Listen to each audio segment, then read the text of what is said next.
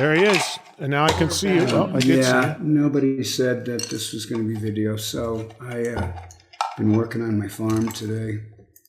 So, yeah, here we go, Eddie. Let's rock, man. Well, you look great, Dave. Yeah. My buddy, Eddie Trunk. How are you? What are those gold records behind you? Which albums are those for? Oh, they're just waiting to be hung up. They're just... Which ones? So Far and Peace and my Grammy. Nice. But they're just getting moved because we just painted in here, so it's nothing. You said you were getting ready to work on, Dave, you said you're getting ready to work, you were working on your farm. So you live on a farm? Do you actually do a lot of work yourself on it? Yeah, I mean, it's not like a fucking gigantic farm and all that stuff. It's a little piece of property. We have horses, which primarily what we're taking care of out here. And we've got some beehives with really amazing honeybees that produce just fantastic wildflower honey. And, we've got some champion show horses that we've had for decades that have been put out into pasture. Go figure. Wow. Were you always into that kind of stuff? Were you always like outdoors farm sort of guy growing up? Not too much, but once I got married, my wife Pam was a big equestrian, and that became a important part of our life. I'd always liked animals. I'm not a big cat fan, but everything else I'm pretty cool with. Don't really like snakes either, but I'm pretty good with most of the critters on the surface of the planet. What's your problem with cats, man? I love cats. It's not a problem, Eddie. Why, did you have a bad experience? Yeah, I just don't really care for them too much because I've had some pretty good scratches from cats when I was little, and I just kind of never got over it. I get it. There are some cats that I think are just super cool. I had a couple of Persians that were really great, but it takes one time too many of getting your arteries on your hands slashed open, and people are going to say, "Fuck this thing."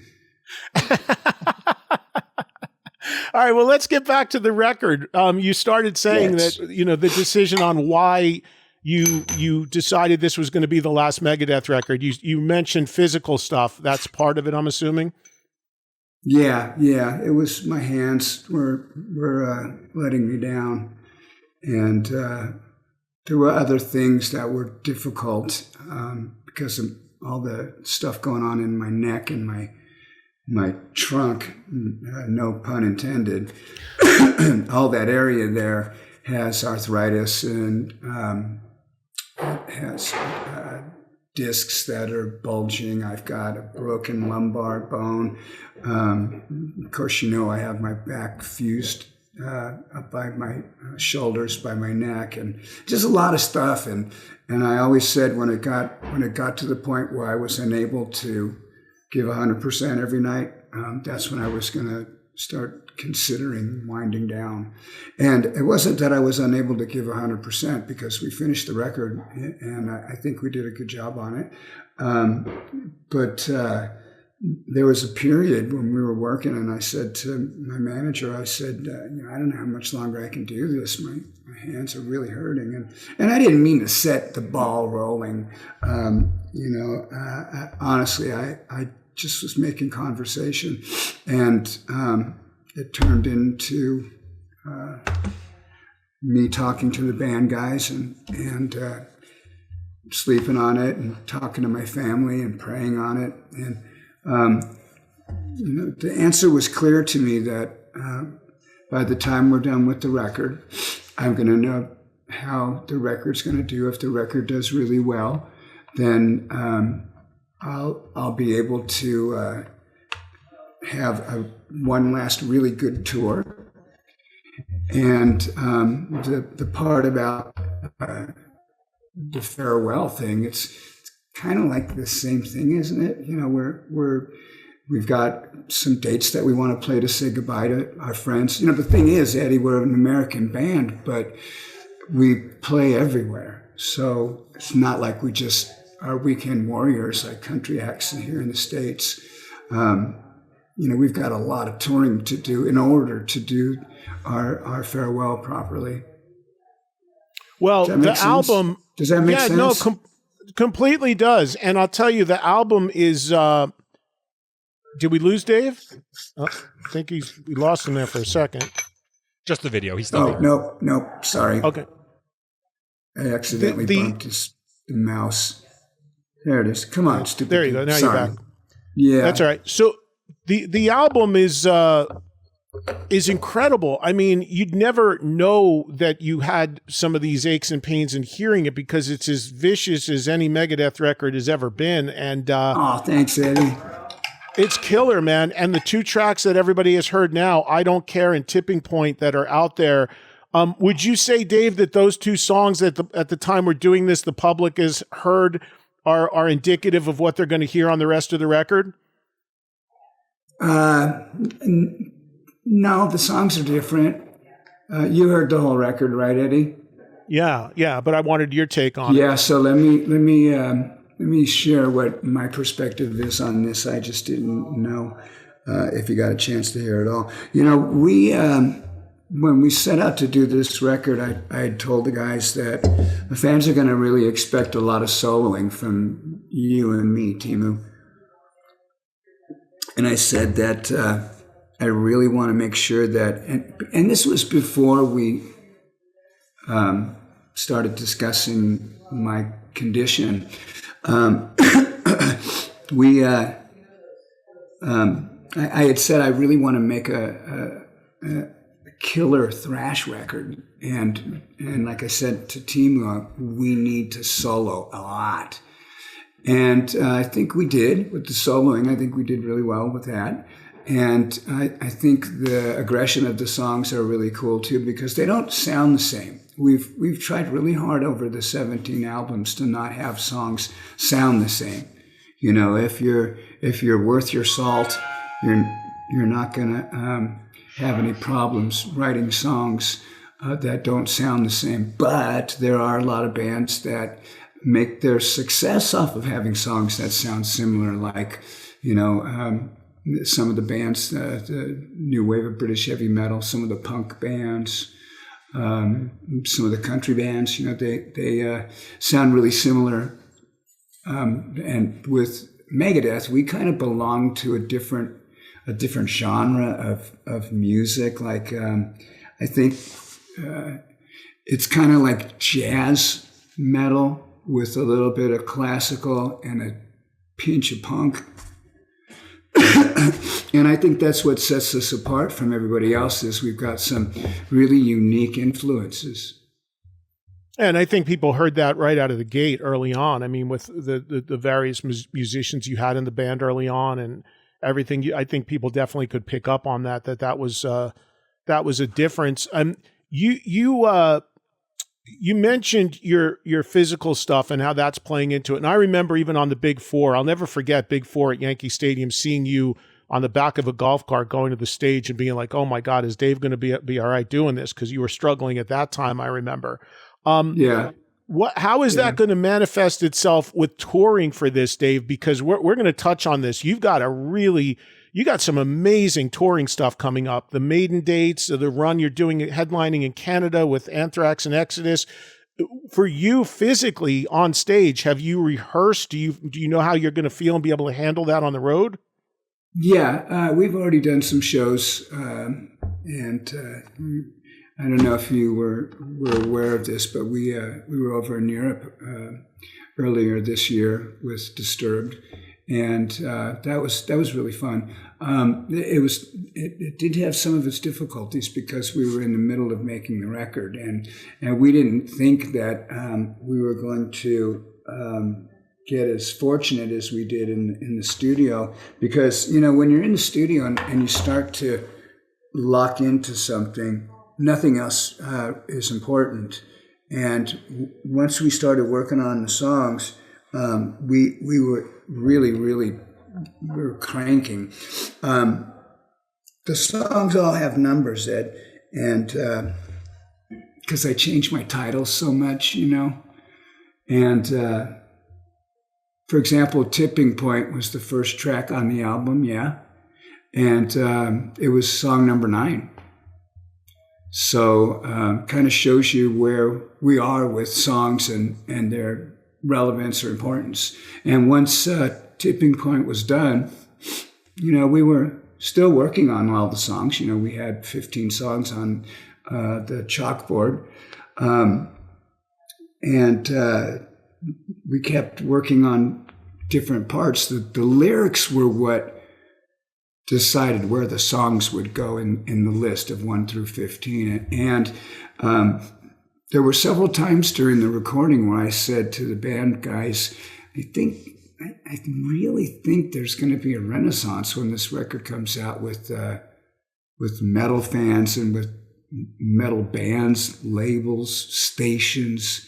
I got a feeling that if we can deliver a really solid Megadeth record, that we're going to be part of a renaissance and people are going to capitalize on it, and it's going to be just like the good old days.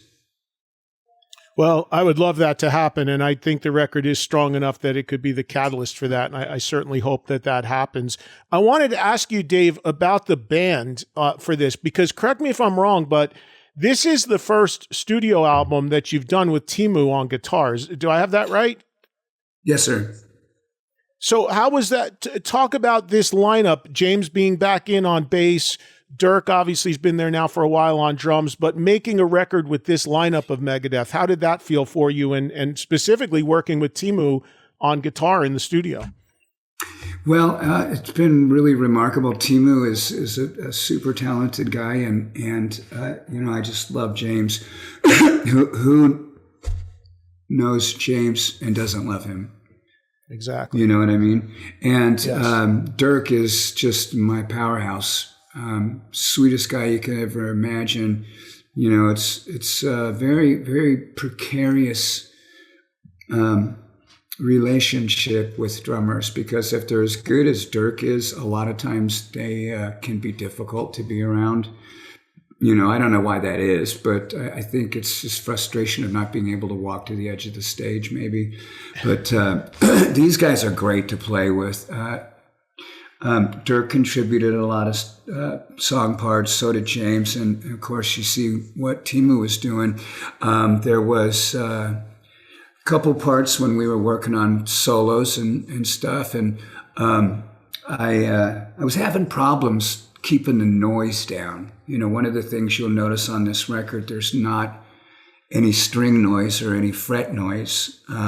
We were very conscientious of making any noises. And I was playing this one part, and it was really difficult, And so if I say it's difficult, it's fucking difficult. And I'm playing it, and all of a sudden I feel something, Eddie. I got my hand out like this, and I feel something like my arm kind of moved. And I thought, what the fuck was that? And I looked real quick, because, I didn't have time to sit back and go, all right, who's doing this? I just looked real quick. And Teemu had reached over and grabbed my guitar neck and was muting the strings while I was doing my part. And I thought, never have I ever had a guitar player that I've played with that was that close to me, that we had the record first and foremost in our mind. The goals were set. And for him to do that not only showed incredible chutzpah for him grabbing my neck while I was playing, but also an incredible amount of confidence and the ability to help me improve. I'm not saying that I can't improve. I certainly can, man.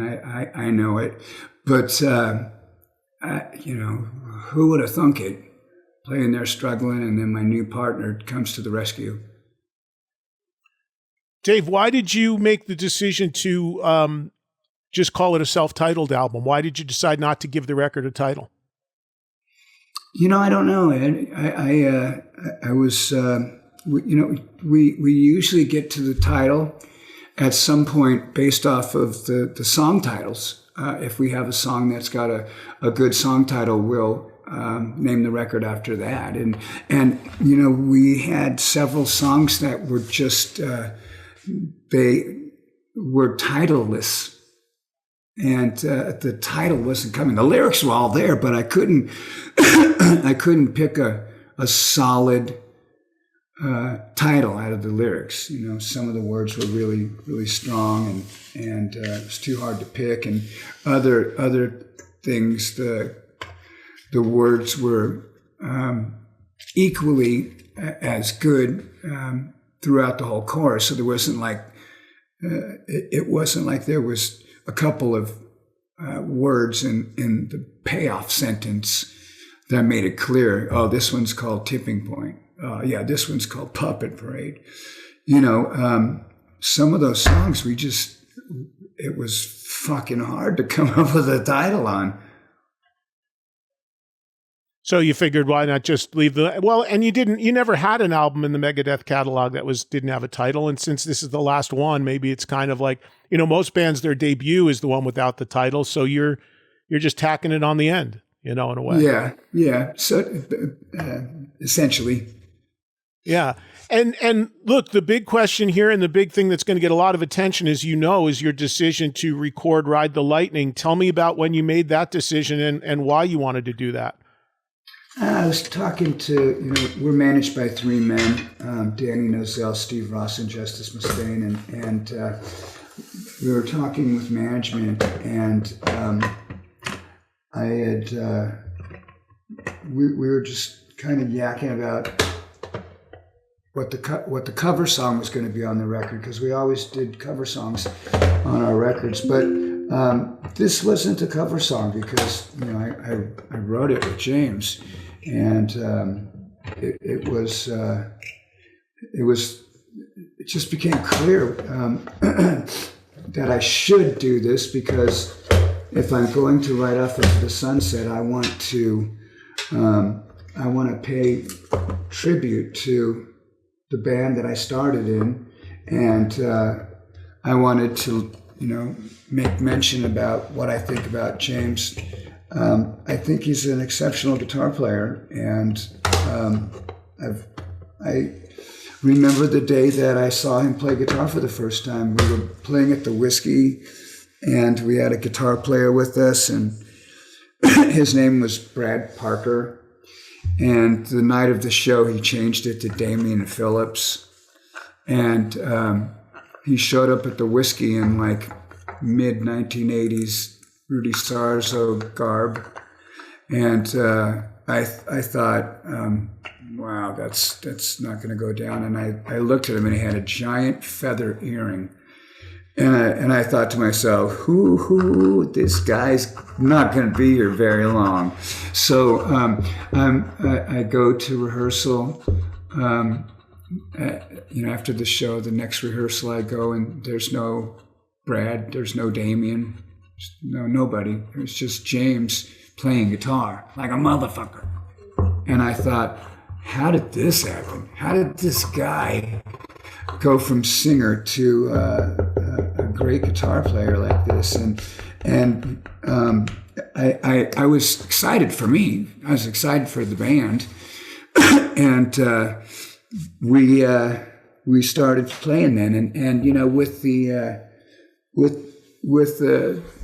track, choosing that, I figured it should be something that I had something to do with, but I didn't know it was going to turn out like that. Something off of Kill 'Em All would have been obvious, and we already did that.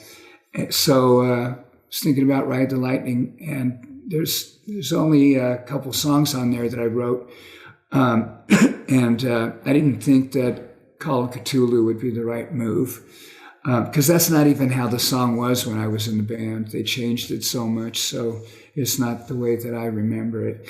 So we started doing ride, and it just felt so great, listening to the tracks, listening to James's singing, listening to how the song structure was. It was just great. I loved it, and I've always believed when you do a song from somebody, you got to do it as good or better. Got to. So we sped it up a little bit, and we beefed up a couple parts just to make them a little bit more modern. And there you have it. I hope you like it. Have you gotten any? Yeah, it's unbelievable. Have you gotten any feedback from any of the Metallica guys? Have they heard it? No, and I don't know. They may have. I don't know though. Let's talk about the tour coming up. So, talk about. Look, I know you for many, many years, and you are, like all of us, huge fan of metal, as well as being a huge figure in it yourself. You're also a huge fan of it. I've been backstage at your shows when you're DJing and playing all sorts of great stuff. And obviously Iron Maiden is a band that we all love to death and one of the greats of all times. For you, it's got to be amazingly exciting to be a big part of this touring that they have coming up here. Talk a little bit about, doing these dates with Maiden. I'm sure you're stoked beyond belief. I am. I was really sad. I think it was, whenever it was prior to Chris and Sean over leaving the band. We had a tour at that time with Iron Maiden, and we were getting ready to leave, and Bruce had his health issue that came up, and so we had to wait. And so it's been a while since this opportunity was presented to us, but you know what, I am so excited, and I really do think the world of Bruce and Steve. I think that they're just tremendous musicians and songwriters. And Dave, they've been doing it for even longer than you. And what's really amazing to me about seeing Maiden, and I see them every time they come around, is how good they still are. I mean, especially Bruce as a singer. Yeah. Given what Bruce has gone through, you mentioned his health stuff and that he had mouth cancer and throat cancer. The fact that guy can still run around a huge stage like that and sing like that in front of the band, it's really remarkable. It really is. Yeah. Yeah, it's very inspiring, and it kind of gives you permission to kick ass and to not go out like a bitch, And Eddie was great. I mean, Bruce was great. I was thinking of the mascot. Bruce was great with the way that he handled himself.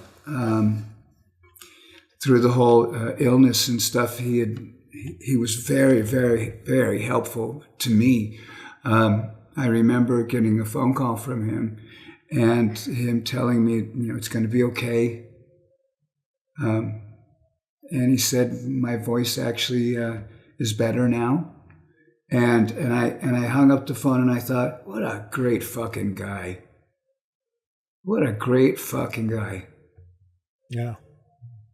And you're good, Dave, as far as your health on all fronts, you're good, and you've gotten a clean bill to get ready to go out and do this touring. You everything's good on your end? Well, except for what's going on in my hands and my vertebra, that everything else is just peachy. I've always said that when it got too difficult for me to do my job, that I would discuss winding things down. And I think that we're kind of at that point right now. Because my hands are very arthritic. The ends of them are very knobby looking. You can see they're very bony. I have Dupuytren's contracture right here going across my palm. You can kind of see it when I stretch my hand out a little bit. Can you see that little white line going there? Yes. And then the stuff going on with my neck and back, it's painful. I'm going to keep trying. I'm going to keep trying every day until I can't do it anymore.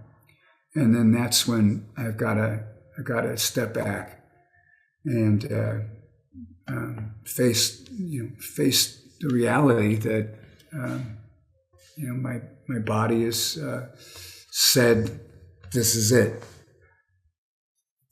Do you have in your mind a way that you'd like to see a hypothetical final Megadeth show? Like, what do you envision happening? Do you envision there being like an announced final Megadeth show, maybe bringing back past members and doing a big celebration, or do you think you're just going to kind of play a show like you normally would and go away quietly? How do you envision it? Well, I can't really do that, Eddie, because the behavior of one of the band members in the past, I just can't. I can't. Because first off, it would be unfair to the other band members if I didn't play with them as well. But the thing about what we did with Marty in Japan, that was a no-brainer. That was brilliant, and I love Marty. We had our separation, and he went his way and we went our way. But it was a very, very in-depth. Well, in-depth isn't the right word. A very, very intense relationship I had with Marty, because that was the first relationship I had with a guitar player. My relationship with Chris was really great, but it wasn't as good as it was with Marty. My relationship with Jeff was good, but it wasn't as good as it was with Marty. And I probably wouldn't have a problem playing with any of the members of those two lineups, except the fact that Gar's deceased and just not gonna do anything that is gonna in any way seem unfair to the other band members. So you envision a potential final Megadeth show being this lineup. Would you announce it as the farewell show, or would you just kind of like the tour would end and then you just kind of like, let people figure out that you're done? Say that one more time, Eddie. I'm kind of lost you in the middle. So some bands publicize that it's their final show. Hey, this is our farewell. This is the final time we're playing. This is it. Come out. Right. Here it is. This is the date. And others just kind of like, well, the tour ended. We're done. We're just going to kind of let it, people figure it out. We don't know. Is there a side of you? I mean, you just saw, what happened with Ozzy and Back to the Beginning and this whole celebration. Would you like something like that for Megadeth, or would you like to just kind of quietly end it? I don't know, Eddie. I was joking around with our management and said, you guys should probably book some fake dates at the end of the tour that I don't know about. So I won't go out there on the last date and just blubber like a fucking 175-pound wuss. Yeah, because it will be emotional. It's always emotional for people that love bands, whether you're in the band or if you're a fan of the band, like I am and my audience is. It's a hard thing, but I'll tell you, Dave, I agree with what you're doing in the sense that I always say all the time, I got my all-time favorite bands just like you. I mean, I wish UFO was still out there playing and all these bands that I grew up loving, but I'd much rather, I'm happier to see them end than stay too long at the party. To me, there's nothing worse than when the bands you love stay too long at the party and you're like, oh man, they're a shell of what they once were. You should have seen them back then. And that's as a fan, that's how I feel. That was the last thing you said? That was what? I said, as a fan, that's how I feel. And I don't know how you feel about that, but it sounds like it's kind of the same thing. You'd rather end with, being at the top and being still good than go out, limping. Absolutely. I don't think there's any reason to, unless you're financially in a bad way and you need to keep playing, which by the grace of God, I've been successful. I've been able to pay all my bills. All the band guys, they all get their paychecks on time. We do everything right by the book. So some people like I said, they may have to keep playing because there's nothing else for them to do. Now, I when I think about what am I going to do after I hang the guitar up, that's in relation to touring. And I believe that I'm going to keep doing music in some way, shape, or form, but not to the in the fashion that I was doing with Megs, because if I can't do it and I need to stop playing with my first love, I'm not going to go out and try and do it again with someone else. Right. Hey, Dave, last thing, and I'll let you go. You've got a movie theater event that got announced the other day that sounds really cool. Yeah. Megadeth Behind the Mask, which it sounds like, you tell me, but it sounds like this is kind of like a bit of a documentary, but also coupled with a listening party for the new record. Take the audience through exactly what that's going to be.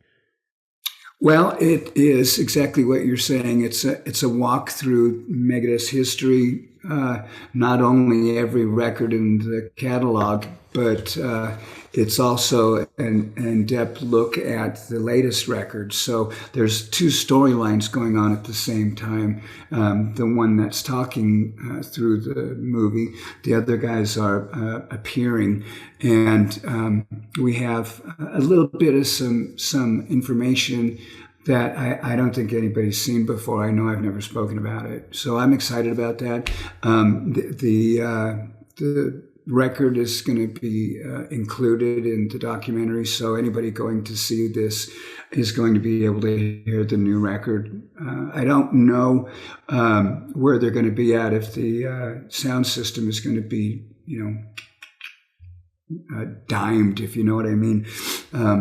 But I do think that if they're fans of ours and they're in the theater, that they're going to be able to listen past any deficiencies that the theater may have and just dig on the footage and what music is there.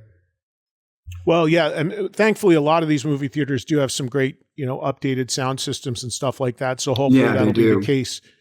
So this is happening January 22nd in select theaters, so fans should keep an eye on that. And then the album comes out the next day on the 23rd. So it's basically an advanced listen plus this documentary content. Right. And right now there's over 1,700 theaters that's going to be airing this around the world. We in the beginning, the first record, or the first report we had back was about 600 theaters had signed up for it. And then once Tipping and I Don't Care came out, it jumped up to more than twice that, almost 2.5 times. Yeah, it is 2.5 times more. Hey, Dave, do you have any interest in there being like a comprehensive, like actual Megadeth documentary, like covering the whole history? I think that would be really fascinating with your story. We've talked about it so many times, Eddie, and I don't know why it doesn't happen, but I would love to do that. I would love to do that. Because there is a fascinating story there. Yeah, it's amazing. I mean, starting with you all the way through to where we are now, it's really, there's a lot there, man. Be pretty amazing to see. Right. Anything else you want to add or tell the audience before I let you go? Is there anything you want to tell people on what's coming up or things you'd like to do or things you have in the works? Sure. I'd like to talk a little bit about the beer and the wine, but I want to mention that the fans can pre-save the new album at Spotify, and really want to encourage all of our fans. Any of the live dates, don't wait. These dates are selling out, and the Canadian dates are almost a year from now, and they're selling out. So don't wait. You're going to be sorry. And about the beer and the wine, we're very successful with our wine. It was created around the San Diego Symphony performance that I did. And when we were living in Fallbrook, somebody had said to me something about classical violinists. And I said, yeah, they're just like the shredders of today. And it kind of started an argument. And the bottom line was I said I could play that stuff if I learned it, and they challenged me, and I did. I learned 2 Vivaldi songs. I learned Ride of the Valkyries from Wagner, and I learned Bach Air on a G string. Very slow, very few notes in that song. The difficulty lies in the sustain and getting the notes to sustain. Did you record that? Really great. And yes, we did. So that was really great. The wine business has been doing fantastic. It's a great idea for anybody to check out houseofmustaine.com for gifts for people for the holidays. And beer was another success. When we were with Unibrew, we sold over 15 million pints. And that's a lot of beer. So we went to a new company. Our contract ran out with the Canadian company, and we wanted to make it a little bit easier because our 2 countries had dissimilarity in a lot of the contract points. And we wanted to get with a company that was more in line with what we wanted to do, and we did. And we've got a brilliant new line of beer that's available in Europe. Our wine is available in the United States and Europe. You just have to go to our website. And then the last thing about the tickets and everything. We also do something that's really cool, our meet and greet packages, where we invite the fans to come take pictures with us, talk with us face to face, spend a little time with other mega fans, and just have a really smashing good time. So I want to encourage the fans that if they want to meet us, any of us, please do. And if you wanted to, say, for example, see me for a meet and greet after the concert, and you wanted to see Timu, we have that coordinated so you won't miss out on one person because you're seeing someone else. This is a really great opportunity for the fans to get to meet us, and we have let the guys know in Anthrax and Exodus that if they wanted to do the same, that we didn't have a problem with that. And that we would encourage them to do a meet and greet with their fans as well. And that's a great pattern. We have a lot of audience that listens to us in Canada as well. And again, that run is a tremendous bill also with Megadeth, Anthrax, Exodus. So that's as you said, on sale now for our Canadian audience. Go check that out. Not for long. And I'm sure it's crazy. So it's been 2 days and it's 67% sold out. So, I mean, for big bands like Maiden, this stuff doesn't mean very much. But for a little old metal band like Megadeth, this is exciting. It's an exciting time, man. You got an amazing record coming. January 23rd is the date. The movie theater event, January 22nd. So everybody check your local listing, see if there's a theater near you showing it. And again, get the record pre-ordered, as Dave said, on the 23rd. The wine, the beer, the dates with Maiden. I'm sure more headlining stuff coming in America, maybe somewhere down the line, right? Yeah, I'm sure there's going to be something. We'll keep everybody posted. Megadeth.com/pages/tour. All right. So there's a place to go. And Dave, best to your family, best to you and your health. And congrats on this. It's great to connect with you and see you and talk to you again. And send your manager, Danny, my best. Danny had me out at his office and his compound there a couple years ago to do something with Dolly Parton for her rock record. Because he manages Dolly, and great guy, and I had a lot of fun with him. And your son was working out of there as well. So send your whole camp my best. I will, Eddie. I want to just say, how much I and Megadeth appreciate all of your support over the years. I love you as my brother, and I am so grateful for everything that you've done for me, for my band over the years. And thanks for playing I Don't Care and Tipping Point. We got a lot of really good songs on this record, so hopefully we'll have some more singles to send your way. Well, can't wait. Love you too, buddy. All the best to the family. The I Don't Care video. The Let There Be Shred video comes out I think next week, is it? The 17th? Yeah, real soon. Keep your All right, eyes so peeled. we'll be getting You'll one be more really before surprised. the album hits. Yeah, man. Dave, That's all the right. best to you, man. Thanks for the time. Congrats on the You record. too. We'll talk soon. Merry Christmas. Merry Christmas. You too, buddy. Bye, buddy.